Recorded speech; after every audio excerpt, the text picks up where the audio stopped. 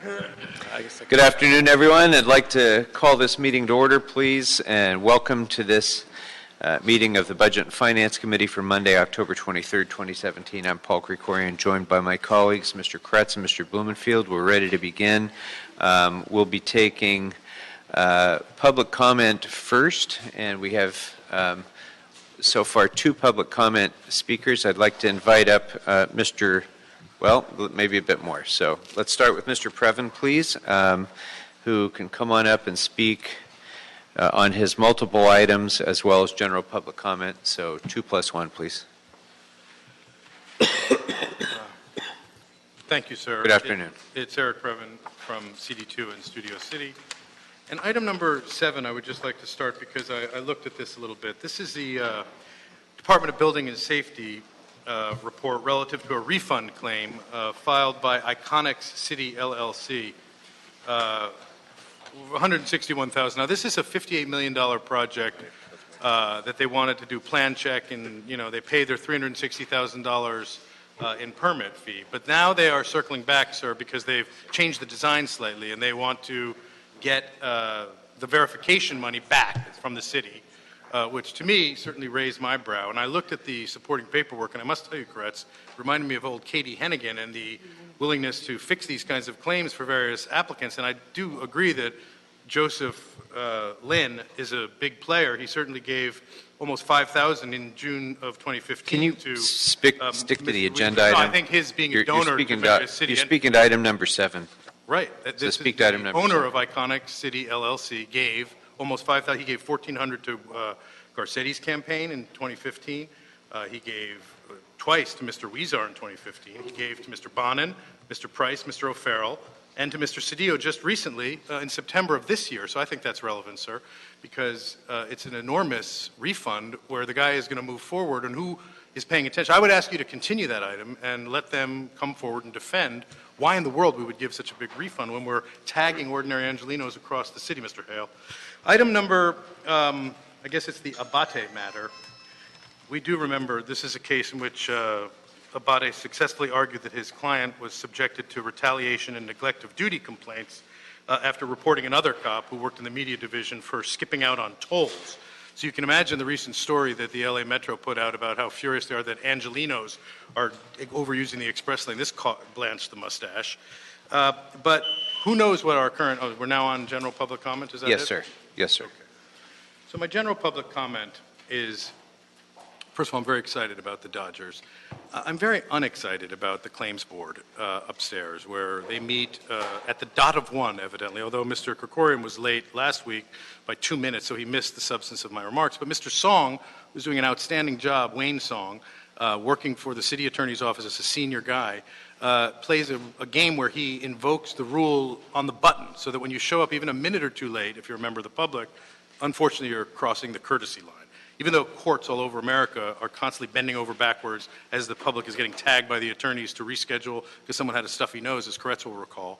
But it's not acceptable because these are public meetings. They are not Mr. Krikorian's meeting or Mr. Song's meeting. They're public meetings. And when the public shows up, they should be given a chance to give their comment. And, I think that's appropriate, and I think that we should change the policy if we're playing a silly nickel and diming about the start time game, because I know you want the comments. You want information from the public. That's called public scrutiny, and that makes your job easier, more defensible, and better for the public. So thank you. Thank you, Mr. Previn.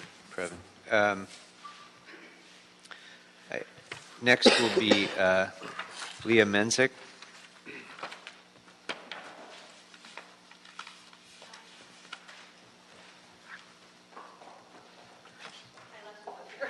Oh, okay. So I have a card from you, ma'am, on item number 1. Correct. So 1 minute on number 1, and then if you'd like to take your general public comment now, we'll give you an additional minute on that. Please. All right. So the most important thing I want to bring to your attention is that there's a pattern of retaliatory issues. I spoke up in September 2012, and I was told to be quiet. And when I wasn't quiet, retaliatory measures were taken against me. And then it went on for 5 years. It's still going on. I just wanted to make sure that the lawyers in the room and people in the room know that this is a pattern so that you can stop that practice. Okay, my public comment. Okay, so There's a Sorry, one second. Mr. Williams, if you can give her another minute, please, for her public comment. Thank you. So I'm going to bring to your issue. Mike Bonnet's not here today, but I want to show you his calling card. It's a picture of a dollar bill, and it's at his front desk for everyone to see. It looks like pay to play. So that is right there when you walk in the door. It's his face on a dollar bill. And it's demeaning to me because I know that the people there have been making money and contributions to politicians, and then they get a special favor. This is 283 Trina Way. He made a $25,000 donation to the Democratic Party, and the next day he got an application submitted that was illegal.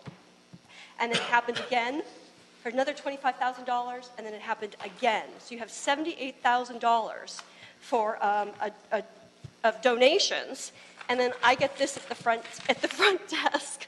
So it looks really bad, and it looks like you're complicit with that because now I'm 5 years. They retaliate against me, and I'm forced to come in public comment 1 minute at a time. And could somebody sit down with me and look at the evidence, please? Thank you, ma'am. Our next speaker is Armando Herman. 2 minutes on all of the agenda items, 1 minute for general public comment.